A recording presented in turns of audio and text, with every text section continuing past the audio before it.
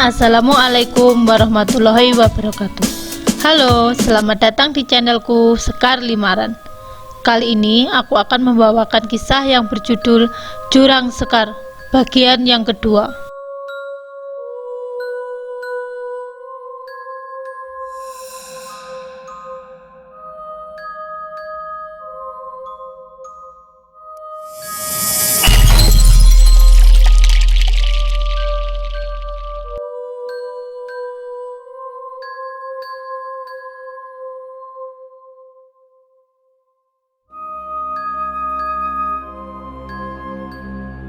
Hatiku semakin berdebar kencang ketika memasuki kawasan hutan jati di tepi Jurang Sekar. Kata-kata Mbok Sarji terus terngiang di telingaku. Bulu kuduku semakin berdiri ketika bau harum bunga kamboja menyapaku, diikuti dengan bau bunga kandel yang sangat menyengat. Entah aku sedang berhalusinasi atau nyata, namun aku melihat banyak sekali cahaya kecil seperti sepasang mata di atas pohon.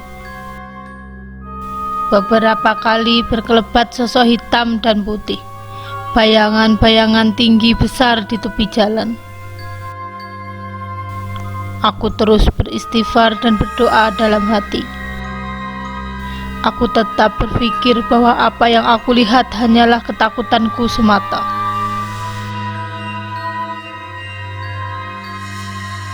Semakin kutarik gas motorku, semakin aku tersadar ada yang tidak beres.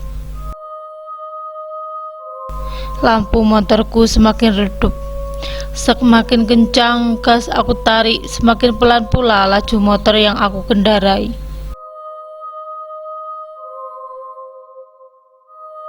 Entah kenapa aku merasa motorku berat dan perjalananku terasa sangat lama. Perutku mulai mual oleh bau busuk yang semakin lama semakin kuat menusuk hidungku.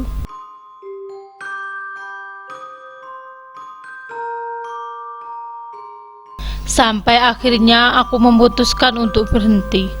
Aku berhenti dengan posisi motorku masih menyala.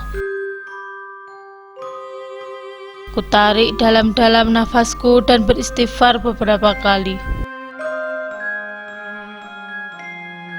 Aku ambil sebungkus rokok di saku celanaku beserta koreknya. Aku ambil sebatang, aku nyalakan dan aku lempar tepat di tengah jalan. Aku ambil sebatang lagi, kemudian aku hisap.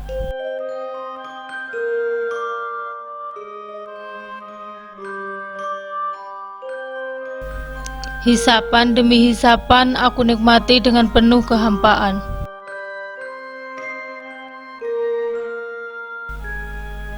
Tak terasa 3 batang sudah aku habiskan.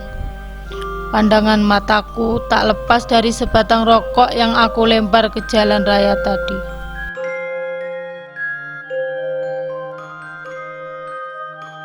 Rokok itu terus mengubulkan asapnya seperti sedang dihisap.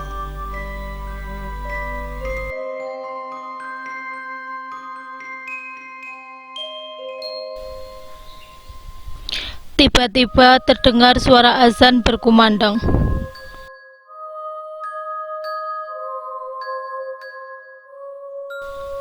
Alhamdulillah ya Allah, pertolonganmu telah datang. Gumamku lirih. Lega rasanya. Aku segera menyimpan bungkus rokok dan korek yang ada di tanganku. Kemudian aku bergegas untuk pulang. Motorku pun berjalan dengan normal.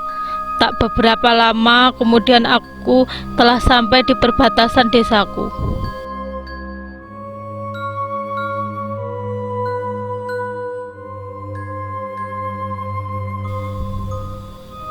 Tepat di perbatasan desa, aku melihat orang banyak sekali sedang berkerumun. Karena penasaran, aku pun segera menghampiri mereka. Semua orang menatapku dengan tatapan heran. Sementara aku semakin bingung dan tidak mengerti apa yang sebenarnya terjadi. Aku melihat ada seseorang yang sedang terbaring di tanah dengan mata melotot dan mulutnya terus mengerang.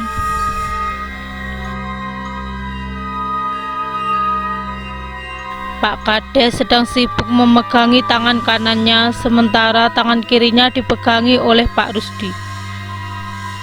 Pak Umar sedang membisikkan doa-doa di telinga orang itu, sementara Bapak memegangi kakinya sambil memencet jempol kakinya.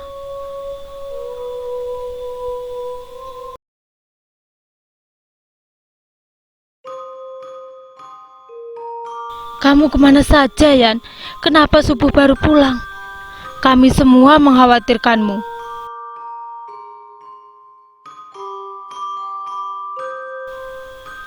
Bisik Pak Tejo sambil meraba-raba tangan, dada, dan beberapa bagian tubuhku, seolah-olah sedang memeriksa dan memastikanku dalam keadaan baik-baik saja.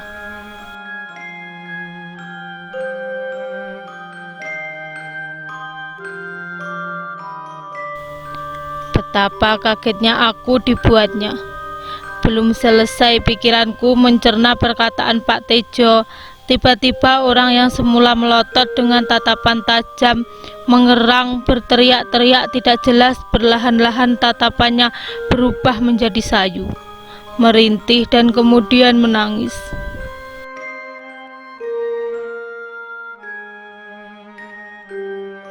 Pak Aman datang dan menyodorkan segelas air putih kepada Bapak, kemudian meminumkan ke orang itu.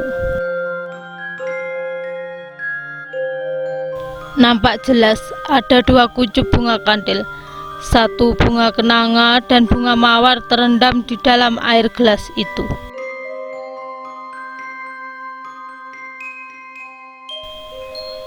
Dan kemudian orang itu pingsan.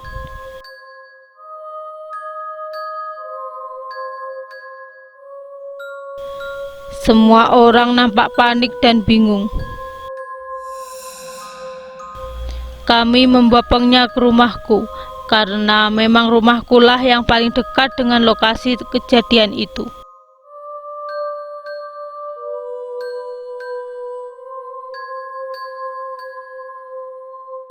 Setelah beberapa lama beristirahat, akhirnya dia pulih dan menceritakan apa yang sebenarnya dia alami.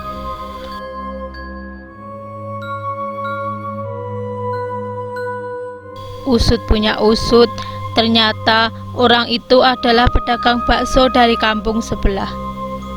Karena dagangannya masih sangat banyak, dia memutuskan untuk berdagang di kampung lain, yang kebetulan harus melewati kampung kami dan melintas di jurang sekar. Apa yang dia alami dan dia ceritakan membuat kami tercengang dan seakan tidak percaya.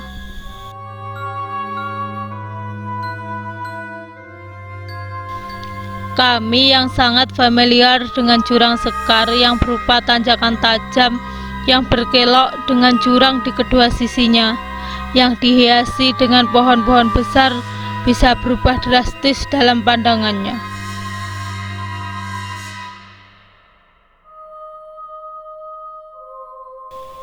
Dia menceritakan bahwa jurang sekar bukanlah berupa tanjakan melainkan berupa dataran.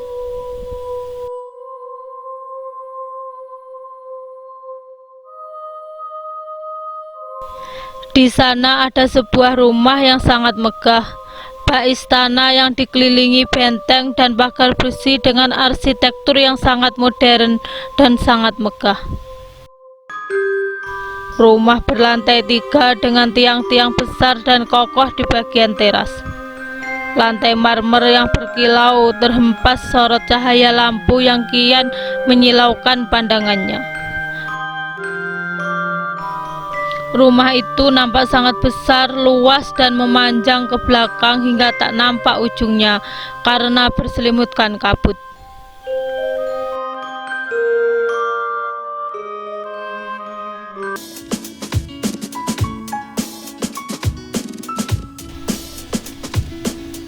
Lanjut ke bagian yang kedua ya. Jangan lupa tekan tombol subscribe biar kalian tidak ketinggalan saat aku mengupdate bagian yang kedua dari kisah ini dan kisah-kisah seru lainnya. Serta tekan tombol lonceng yang ada di sebelahnya. Pilih yang ada garis-garisnya biar kalian mendapatkan notifikasi atau pemberitahuan saat aku mengupdate bagian yang kedua dari kisah ini dan kisah-kisah seru lainnya.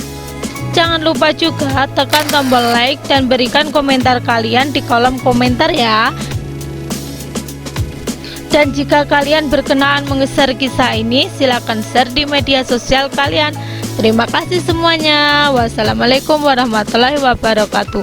Sampai jumpa di kisah-kisah seru berikutnya. Bye bye. Dadah.